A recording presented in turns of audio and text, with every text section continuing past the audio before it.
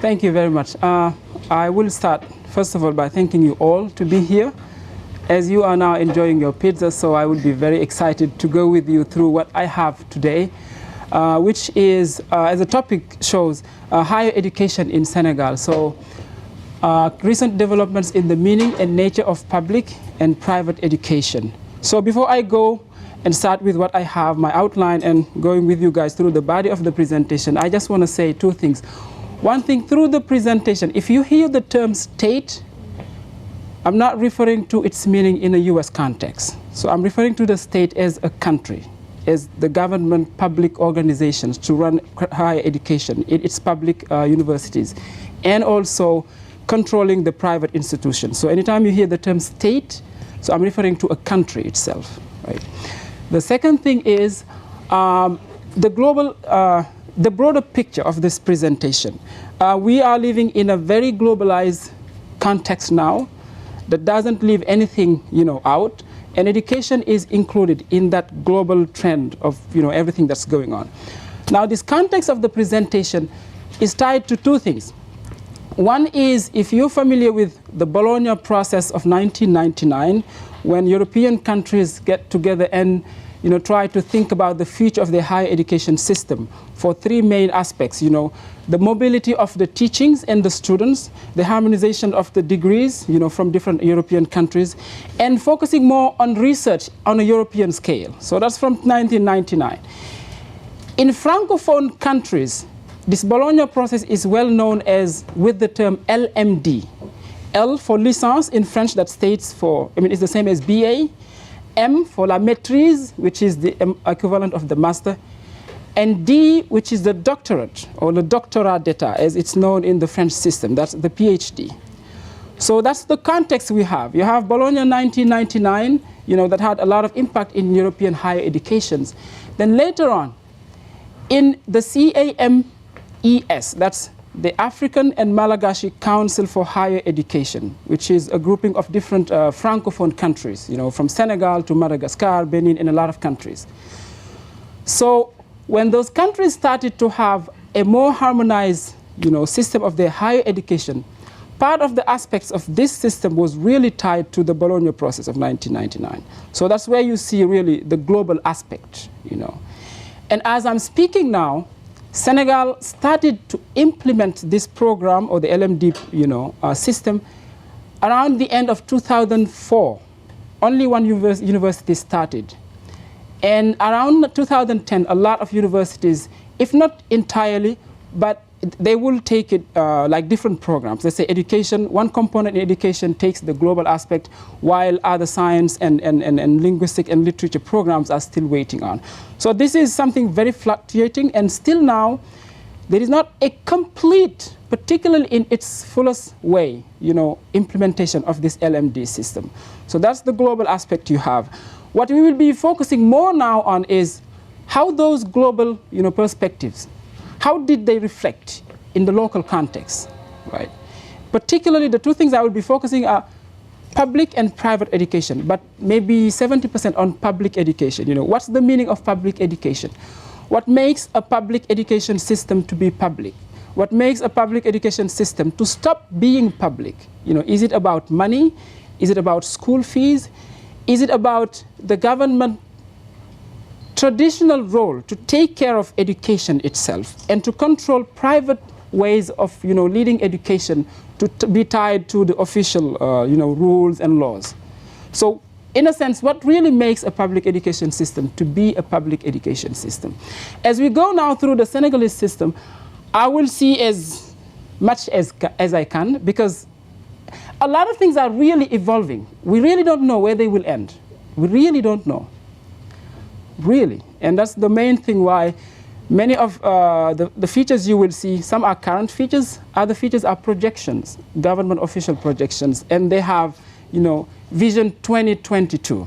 That's, where a lot of things going. How global aspect and local aspect of higher education will try to interact for a system of education in Senegal that not only looks to the local demands, but also be part of that global trend of competition and race that we all know about, right? Race to the top, as Obama says. So this is the outline I would be going through with you, just I think some basic statistics about Senegal. Last year when I was presenting, some of them I think were the same. So if you see the same features, I don't think a lot of things have changed. And that's very short. And I will have, in the main part of the presentation, what were things like before the introduction of this system? What did the system bring as a change? And how those changes, how they are now, even as we're speaking, how do they look like? Even people haven't get a really, full sense of what's happening now. So that's before, it comes, and then, whatever impact it has. Now, what happens right after that, and where things may go? I don't think really we know. Even in the government projections I've been reading these days, that's, projections in the future, and, people don't really know where things are going. First thing, Senegal, that's this tiny, small country, francophone in the western side of Africa, in the Atlantic Ocean. 13 million people, 500 kilometers on the Atlantic, so a lot of fish and vegetables. So those are maybe the two most common food that people eat. And rice and fish is the main dish. And that rice and fish is cooked, with a lot of vegetables also. If you're from Nigeria, that may be known as jollof rice, right? So that's the country we have. Around between 12 to 13 million, roughly the size of South Dakota. And Dakar is the capital city. And regions, now that's the equivalent of a US state. There are 14 regions, there are 14 states in Senegal, right? Population distribution. This always fascinates me, and this is very similar to a lot of African countries. Not all of them, but some I'm more familiar with. Over 60% of the population is below 25. That not only means if you don't have a political system that works on projections, whatever it is, statistics, its own development. In 20 years, current issues may be, less important. They even may be worse, because you have a very young population, a lot of high school graduates who go to college, a very open public education system that allow a lot of people to go. Now, once you train them and a lot of people don't have jobs, what do you have next? So you have a very high unemployment rate. And we all know that high unemployment rates have an impact on, socioeconomic, status or whatever people can have in terms of funds and resources to lead their own life. So that's what exactly it means. And all of these things are related. There's nothing in isolation. So the population is very young. 3%, I think, are between 65. 3% between 65 and, who knows, 200 years. So that is what we have. Religions, if that's even important, Islam is a majority, but the system of teaching is not based on the Islamic, context of teaching. But you have an official system of teaching that's mainly traditionally through the French system, but you also have another system of teaching that's not recognized as official, but it's mainly focusing on Arabic, the teaching of the religion and Islam and all of the things. And also you have Catholic schools, which are also they're not part of what we can call official system of public education, but all of them are controlled by the public system, the public organization of education. That's if ever religion is important for you. Just a quick overview of the Senegalese educational system. I think regularly, you have preschool, primary school, college, that's middle school, that's the French term for middle school, and you have high school. High school now, that's where a lot of things happens, From middle school to high school, students are clouded into what's called L stream or S stream. L streams usually language, literacy, literature, history, geography, and all of those things. And S streams is anything that has to do with science, engineering, technology. And you have another one that's a little bit different. That's the G series, that's management. And that's usually tied to a lot of high school graduates who really don't want to go to college. They want to go to a training school for some skills and experience in a particular domain in management, and then they just go to find a job. So that's what you have. From middle to high school, that's the lycée, so high school, and then to college. Now, as we're going to our topic for today, one first information is about the map of the public colleges. They are very tied on the coast. You know, you have Dakar, the capital city, St. Louis, not Missouri, but St. Louis from Senegal. So, and this is Thiès. Well, that's my main state. That's where I'm from. And Diourbel and Ziguinchor. So those are the main cities where you have public universities. For private universities, they're mainly in the capital city, but they're the ones actually who do a better job in terms of decentralizing institutions of higher education across, you know, different regions of Senegal. They are present here, they are here, some of them also in St. Louis, and now they're starting going to this region, Tambacounda, and a little bit down to Kolda. I don't know how things will work in the near future, but this is a sense of how you get, a sense of what we get in the public college map. There are 5 major public universities.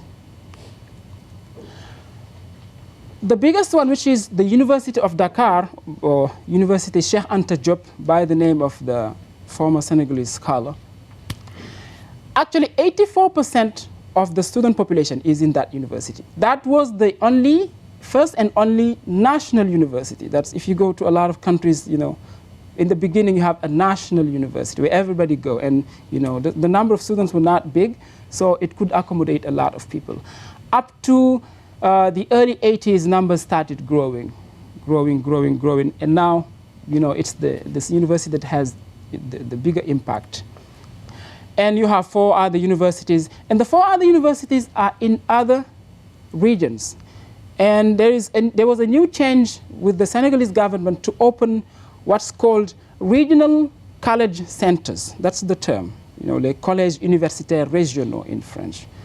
And they finally become, you know, because of the increase of the number and a lot of other demands in terms of public funding, they now become like full universities. But in the beginning, they were actually the first trend of decentralization of higher education through different regions, moving from the capital city, Dakar, which is the smallest state in Senegal, but with the most populated state.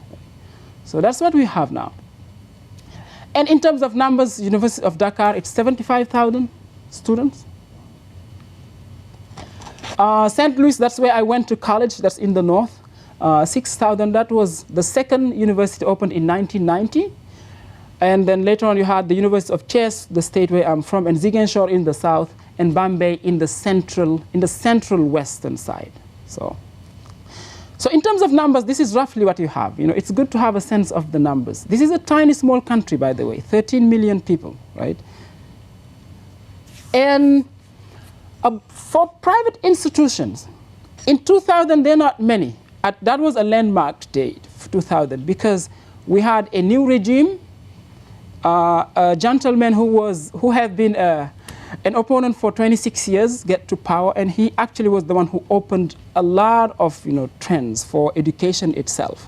You know, he called himself a Democrat and had a liberal, in an African sense, a liberal agenda. So, you know, competition and opening the market was something, you know, very important. Now, from 2000 to 2012, and that's the year he left after he lost the second term, right? You had a tremendous impact in private institutions, because regulations were not, you know, as strict as they maybe could have been in some countries. But also, he had a good sense of global connecting different, you know, different aspects in education in general, having cooperations with the South, let's say with India, with China, with Iran, on top of the traditional cooperation with the French educational system and the North American education, including US and Canada. So that's the sense you have between 2000 and 2012. You know, private institutions just, you know, I don't know, the term is skyrocketed, I don't know. And this is in terms of numbers, what it means. So 35,000 around students in private institutions, and 85,000 are in public institutions. And in that 85,000, almost 70,000 are in the University of Dakar. So in terms of numbers, that's what it means. I mean, That's what I get from the Ministry of Higher Education, Scientific Research and Professional Training. Now, when we talk about public and private, it not only may include as an institutional foundation, what is the aim, or what are the directions that the state want to take, to either delegate some power in the way higher education is, dealt with, or to organize it itself in a certain way that whatever they think they should care for the training and education of their citizens, that thing will be taken care of. Now here, a lot of things may mean something. What I have seen now, particularly at the smallest amount of knowledge that I have, is part of the things that really matters are, okay, what is the fund, where is the source of the funding? Where does the institution get its funding? That's one thing. Where do students get their funding? Where students get support when they go to this institution, whether private or public? As you see now, for public institution, it's just, it's just de facto from the state. For private institution, it's usually some other ways of fund sources, but the states always want to have an eye on whatever is going on. So, and they also provide some support. And that support may sometimes be conditioned, right? That's what a lot of official governments are doing. So, now for students, higher education in general is free. Senegalese education is free from elementary to higher education. To college. Once you graduate, now you're on your own to find your jobs. So everybody at least gets what's called a scholarship. It's, in a French term, it's une bourse. That's like a stipend. It's not a scholarship where you receive a certain amount for your books, for this and that, and then at the end of the year you get this. No. This is like a monthly stipend that helps you to pay your university room. When you're sick, you go to the hospital. Students only pay 1/5 of everything. You go to sick, you go to the hospital, whatever the bill is, you pay 1/5 because the state subsidizes it. And it has 40% of its national budget to education in general. So that's what you have. Government scholarships, students get it, either scholarship or what's called une aide. It's like when the student's record from high school do not qualify them to have the full scholarship, then or the half of the scholarship, they will get what's called an annual sort of support, and much of it they can use it either for books. It depends. If they want to use it for social reasons also, they are free to do so. For private, it's personal. Now we will see later on in the presentation that that's kind of changing now, because the new trend is, because of the selection of this new LMD system, some students are not taken by public universities, and the state is paying for those students who are not taken by public universities to go to private universities under government funds. That's something really I don't understand now, because it's a new development. When we talk about the sources of the fund, does it mean that it's public because the government gives the money? If we say yes, now what does it mean for a student who is not taken by the public system, who prefers to go to the private, well, not prefers because he's not selected, who's going to the private system but under government funds? It's not, I don't know. I'm still thinking of this, because when I was in college, it was not in that way. So, and these are very, very rapid changes. We're talking about a time of 4 to 5 years. I get kicked out from the university, 2009. Well, kicked out, that's the term, because there was a selection, a very, very selective, process. So I was not taken. And that's when I went to the College of Education. I succeeded the entrance exam and did my teacher training. Now, that was the first year of this new system, globalized system. We do a lot of selection. If, you are selected, you go for research. You're not selected, you go for practical training, right? Now, 2009, 2012, 13. Things have changed so drastically, and we will see even in the fees that students pay or whatever it means for their personal participation in their own education. Now that's a new trend. Whatever, is it public, is it private? It's going on. I don't know where it will end, right?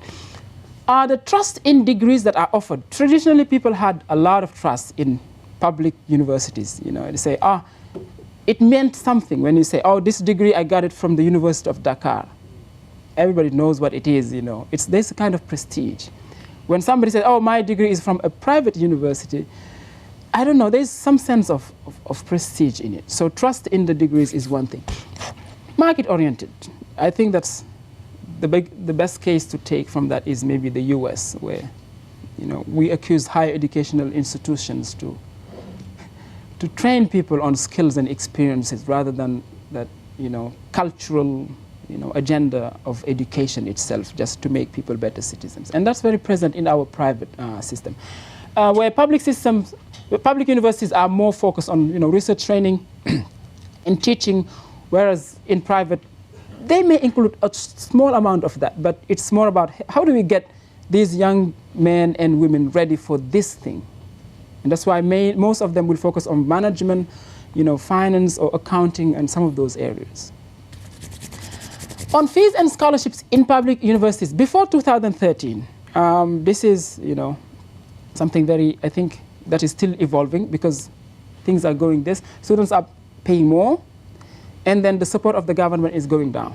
So that's two things. As I said, these are just, I think, ridiculous amount of money, right?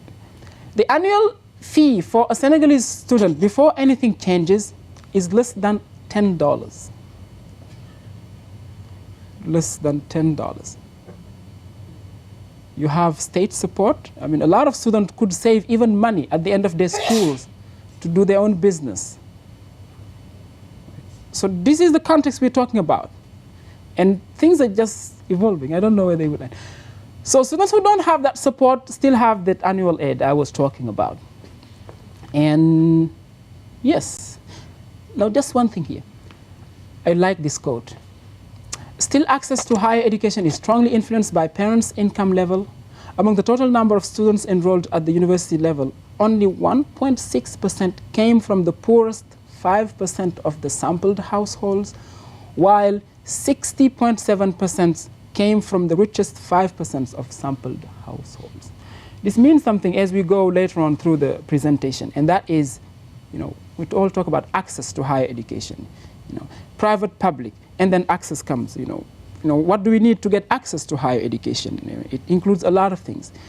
Now that says something very, interesting, and that was in 2002. So even before Senegal get into this trend of globalized education, there are things that were going in the local level that had similar features as what we see now in the global institutions of higher education.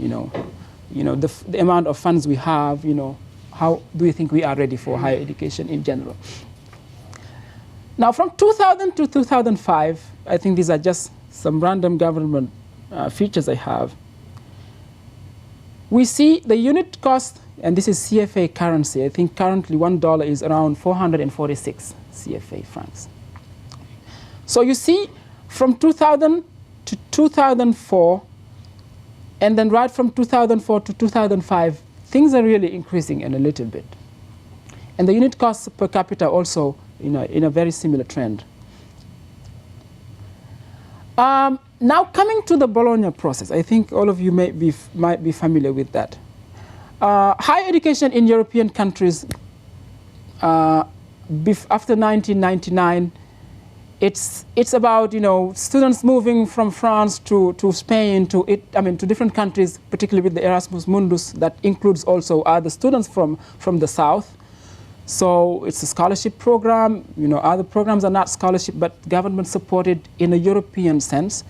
So mobility is one thing, not only of people but let's say if I graduate from this university and I'm going to apply for another degree at the university, they will not ask me whether I did 3 years or 4 years. A lot of us from other countries, suffer from that. You come with a master's, then they tell you your master's is for 2 years or 1 year, or your BA is 3 years instead of 4.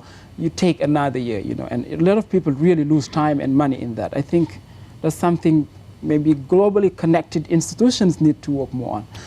So transfer of credits and mobility of the curriculum and the mobility of the students. So that's the reason why I wanted to really talk about that just as a connection, because it has a lot of meaning in a Senegalese context, right? Now, before this LMD system, licence, master, doctoral, like BA, MA, and then PhD. This is how college was in Senegal.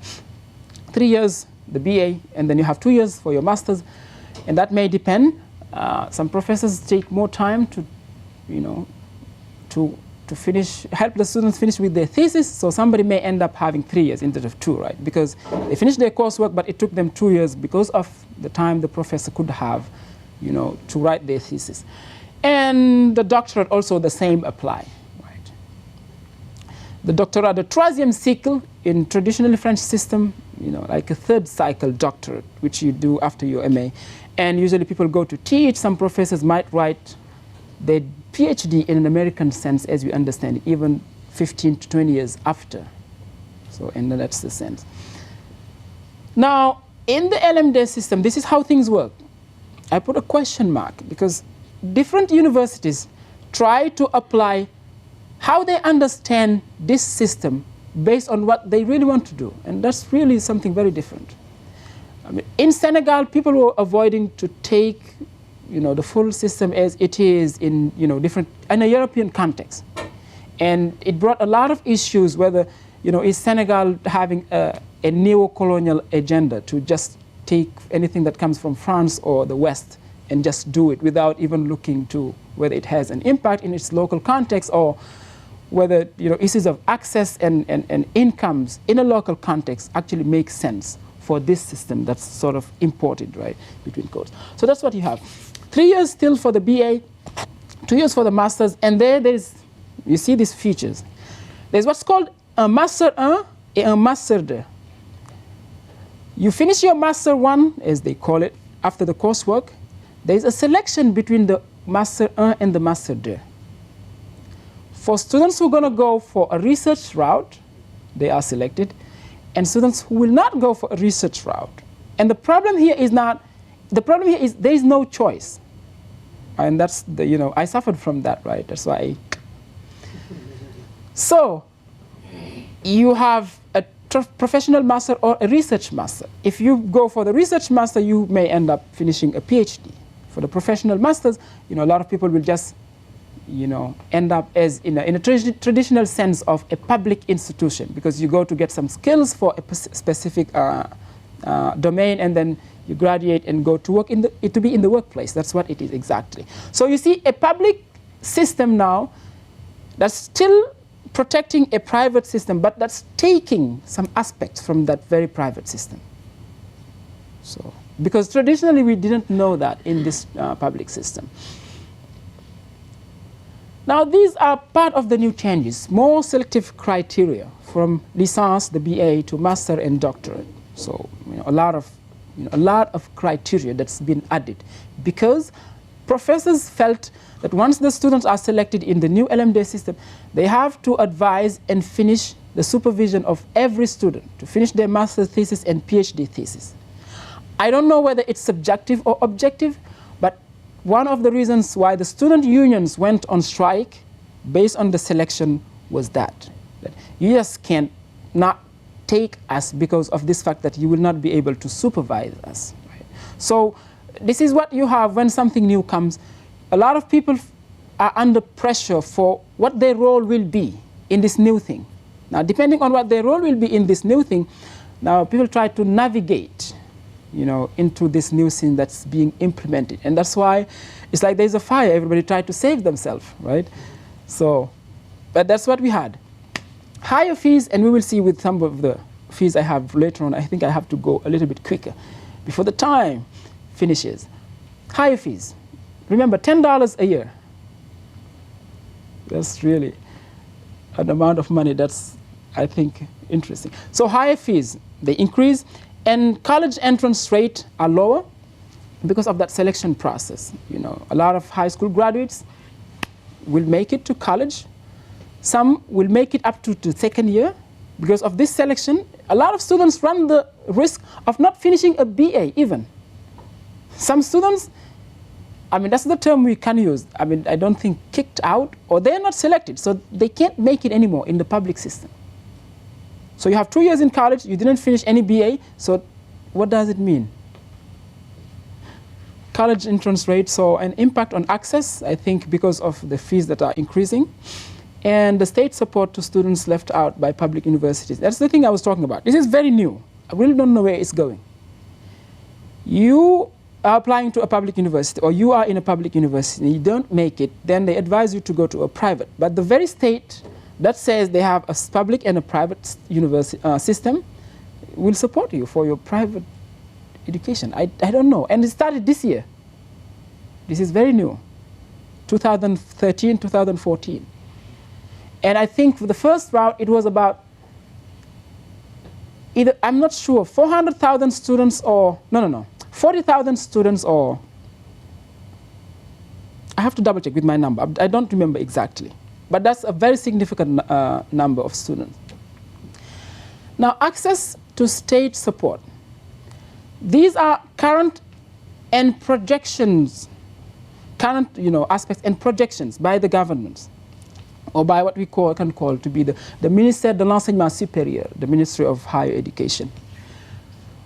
Now, for them, or well, for us, I think I'm from that. So anyway, the percentage of students with full or half of a scholarship or an ed, in 2012, it's 82. This used to be almost 100.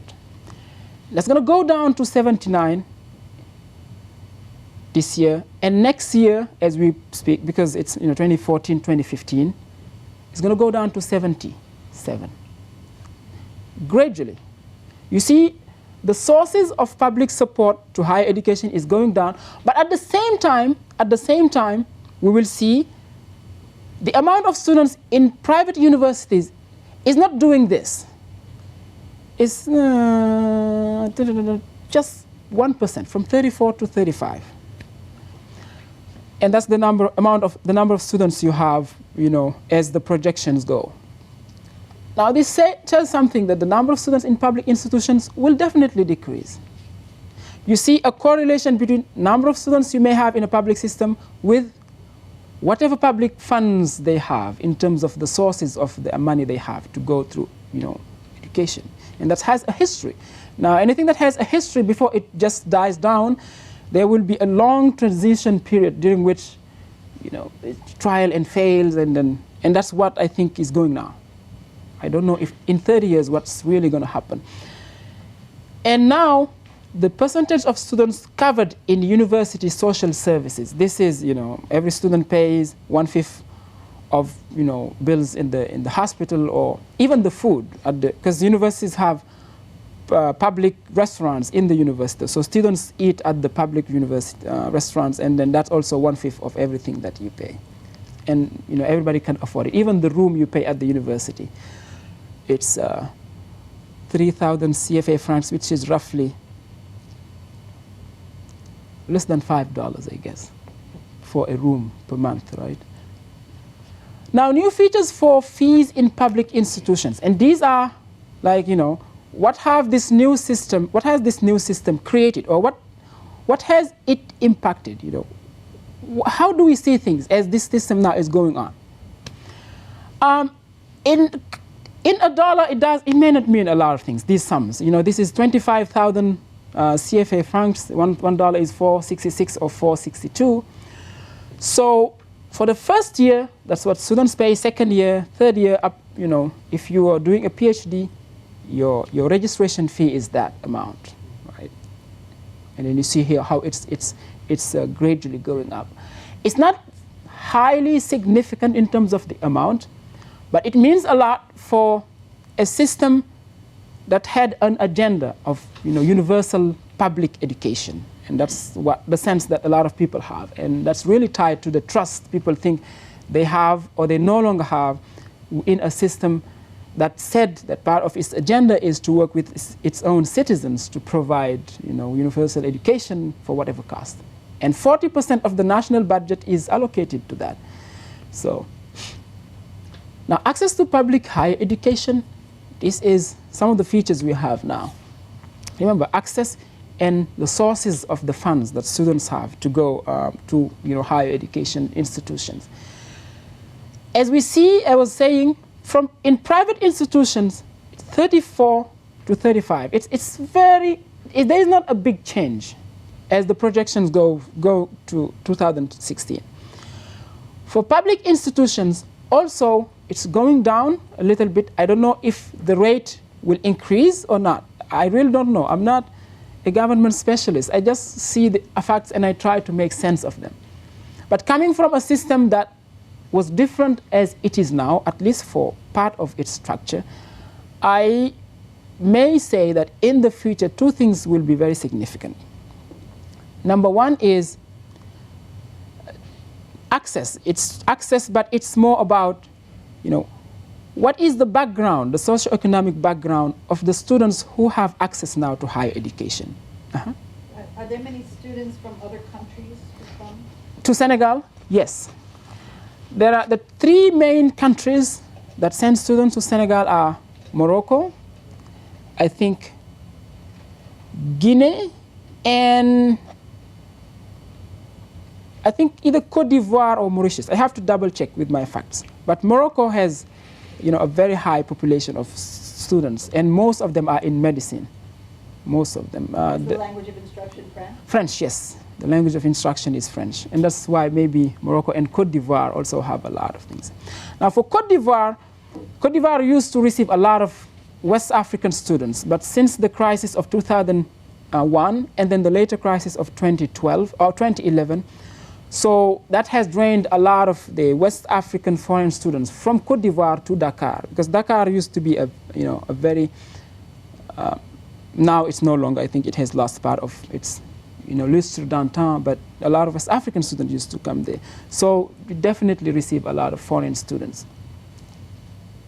And foreign students, the state has to provide some official support to students who are coming from the ECOWAS countries, that the West African Economic Unit.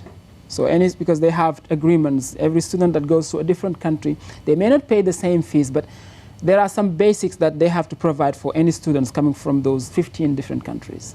So if they come from another African country then, or another foreign country, that may also, that may be different in terms of what they pay and things like that. Let me go very quickly before the time gets us. Where are things moving to? I don't know. It's a question to me, and I think it may be a question for government officials and I think other institutions that work in this. Funding for the institution, definitely state funding is going to decrease. And if you see a little bit the history of at least the structural adjustment programs of the 70s and in the early 80s, public's foreign support from the World Bank and the IMF in a lot of third world countries with less government intervention in public sectors. It's like you have some kind of flashback as we're talking now. I don't know whether it's the same or not, but that's the sense you have. So the government is withdrawing a little bit, leaving the space for more competition, and it's for the citizens to find themselves in that route, right? And that's why I think, at least at student position, unions will really be significant in years to come. I don't know if people will go for it or not. I really would advocate for that, because it's not about choice, I think. It's also about, I wouldn't say rights, it's about doing what we think is right. And that's not only the job of a government, it's the job of any, civil society that lives in any country. And I think unioning will be significant. Sources of support for the students, as I said earlier, that will be, I think, very significant. The trust in degrees, things are now doing this. Because trust in degrees for public is tied to whether people are satisfied or not with what the public system is giving them, right? And I think that's very significant. Like me, if you would ask me, having 2 years in a master's program and leaving a program without a degree, not meaning that I was not smart. Well, it's not about being smart, because I did whatever they could ask for. And that's the Senegalese system. You may fail even if you do whatever is required to be done. That's very strange. So, fees, market-oriented. Now, one aspect I was trying to say, I think, some slides ago is, when we have public and private, you have, in a geographical space, you say public-private, okay. Now the meaning is really fluctuating. So you have the government that's taking a lot of features from traditionally what we know as being part of a public system, a private system. And even the way they lead some aspects that we recognize to be part of the public system is really mixed in terms of the sources of the fund, and I don't know how we may call it. The fees will increase, that's very true, for public institutions. As I'm trying to wrap up now with these questions, I think these are some questions, and I think they all will make sense. But we could add more questions. What does state public support mean? What does it mean? I mean, I think all of these, at least me as a Senegalese, knowing the system where I'm coming from, it's very meaningful. What does it mean when we say government funded or support from the official? I mean, once we agree that whatever branch in that system is actually official and public, as the way it's described. And what does public education mean in general for Senegalese future high school graduates? Because the projection is you will have a lot of high school graduates. Some of them may not make it to the way they want or the level they want in college because of some sampling and selection criteria in this new LMD system.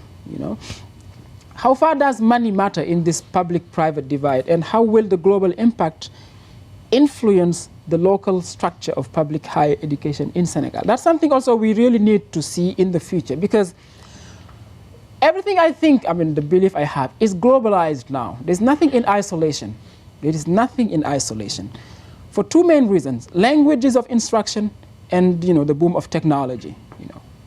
We are educated in a French system, and then a lot of other foreign languages are taught right after primary school. So a lot of Senegalese students speak English or Russian or German or Arabic, and they go to different countries depending on the language that they speak, or the second language they speak, because they already had the mother tongue and French. And then on top of that, they may have two languages, because everybody will be required in the third year of middle school to take another foreign language on top of English and French. So you finish your college education at least with 3 foreign languages. So language really matters. Technology also matters. So both of those aspects in now this global trend of education, I think it doesn't leave anybody out. Very quickly, 1 minute to go, I think. How will the global, okay, I already said that. How will the traditional trust in the public system look like in 20 years? I really think this will change, and that's my personal take, for 2 things. One is people know something they know, a good system that used to work.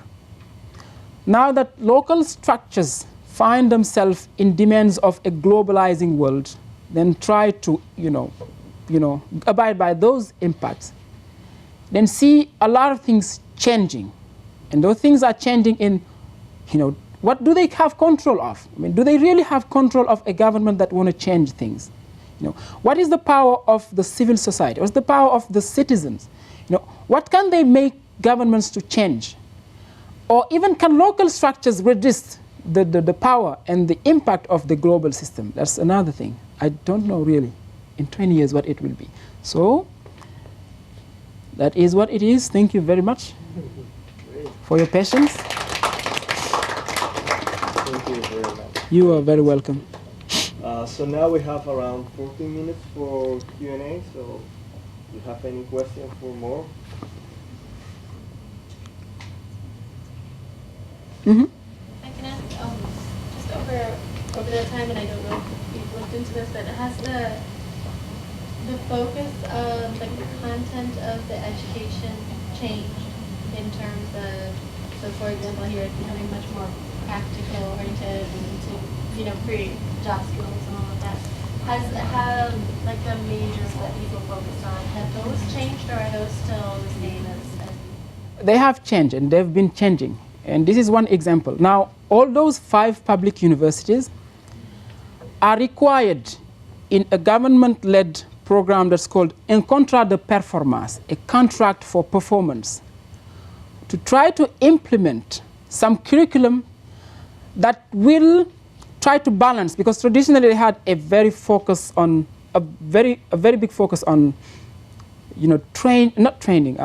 research, education in its bigger sense. Now to try to balance that with having people to be ready to do something. That's the new trend now in Senegal, like being able to do something after you graduate. And when they say that, they mean, you know, are you able to tie a, it's just, I think, as a metaphor. But, you know, how many graduates do we have in management or in accounting or in business that will be ready to operate in the market as they finish their training?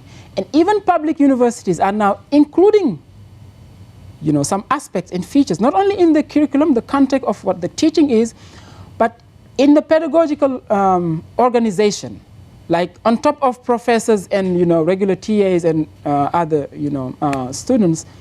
Then you try to have this connection between the academic world and what they call the market, you know, like professionals who are operating in a practical way.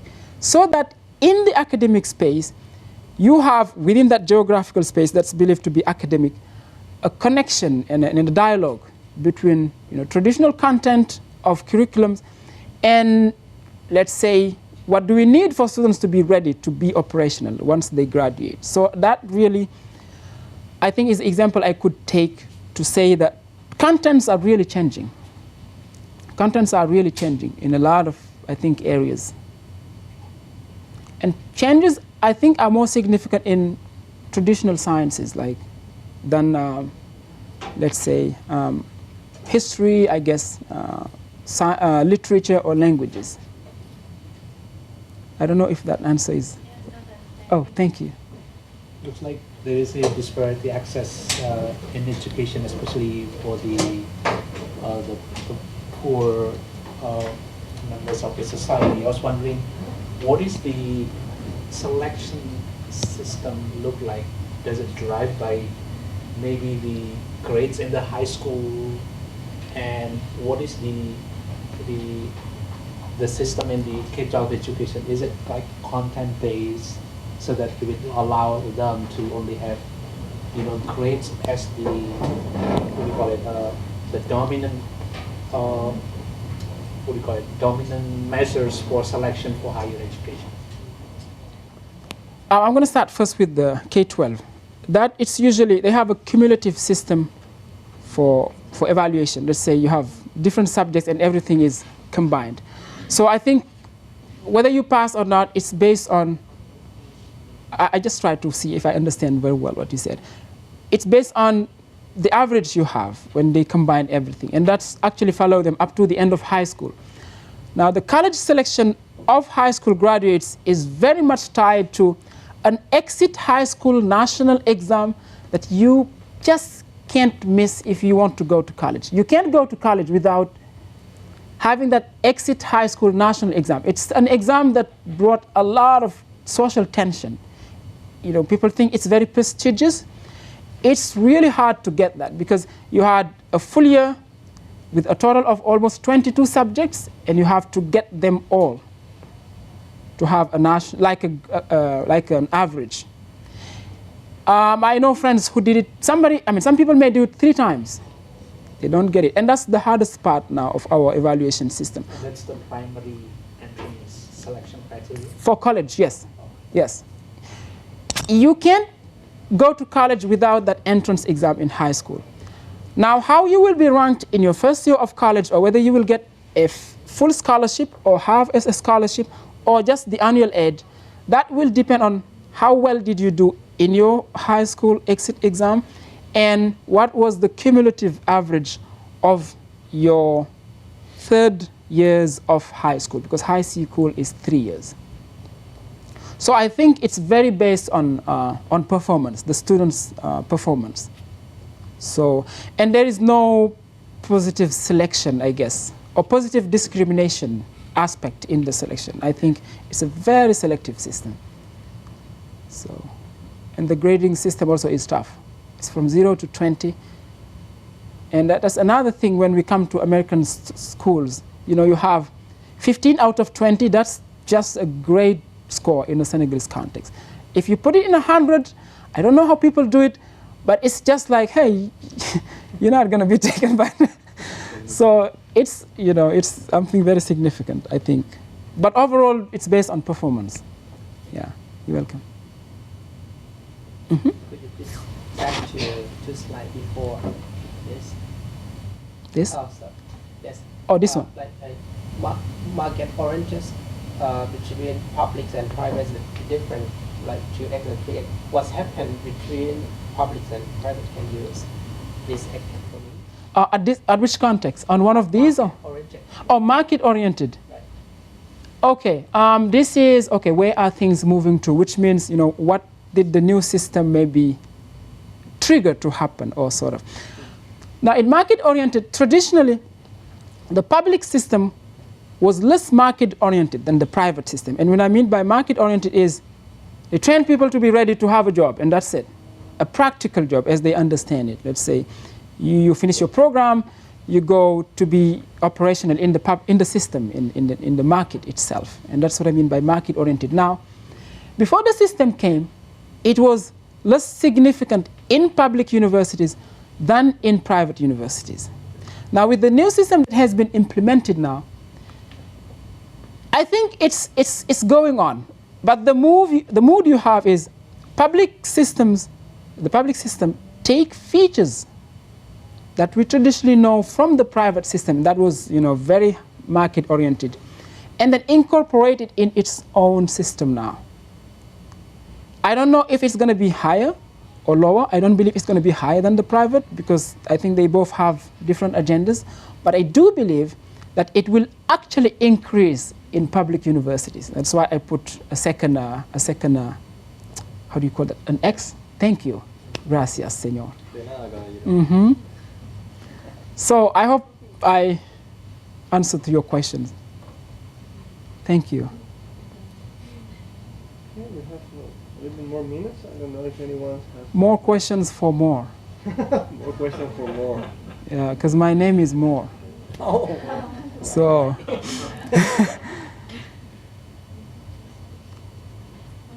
Uh-huh.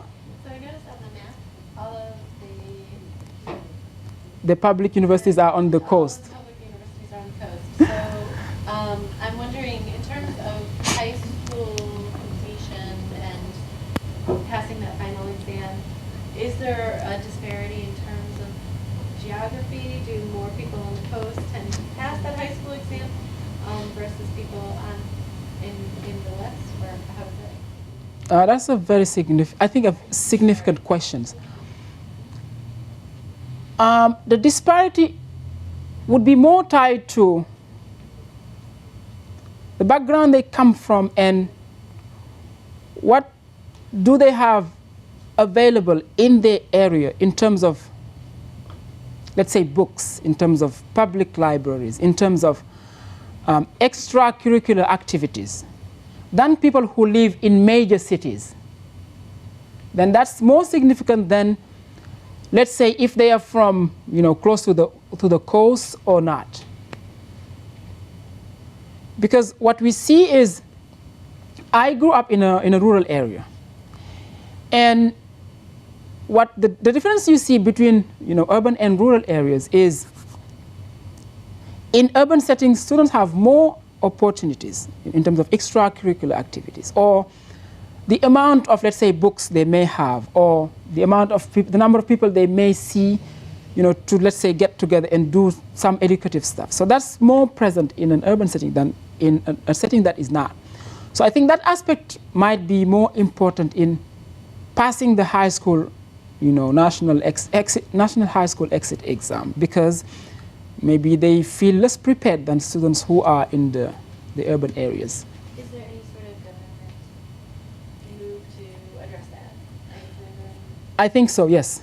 One thing I know is they started opening what they called promiscuity middle schools, like Le Collège de Proximité. And they usually try to have a promiscuity middle school in an area that is less advantaged, and try to provide them with a lot of resources that you may find in a public, in an urban setting, so that it will just, how do you call that term?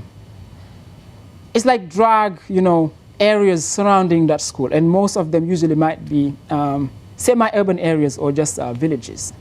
So I think that's one thing they're trying to see, and I don't know whether it has an impact or not. You're welcome. Uh-huh. Next question. How about the education fee for if I go Senegal, I'm foreign student Mm-hmm. and native student, the education fee is the same? Is it the same or is it different? Yes, Right. Thank you. I think that's a nice question too. It is not the same. the same. You know, it's not. I don't know if from a foreign perspective that would be discriminatory or not. But there are 3 types of fees in Senegal. You have fees for nationals, and usually that include, and that's the second type, other citizens from countries in the ECOWAS zone. That's the West African Economic, Union. It's like a regional thing. So they may pay a little bit more than Senegalese, but I think under some new rulings that will be unfair and that will be illegal. So every state coming from that area, I think, will be advised to have maybe similar fees for anybody. Now, for anybody coming from outside those 2 geographical areas, then I don't know what the amount is, but the fees actually will be higher. Yeah. It may be different if Senegal has a cooperation with a particular country and they have agreed between both to have lower fees for students coming from one or the other country. But I think that's a very nice question. Thank you.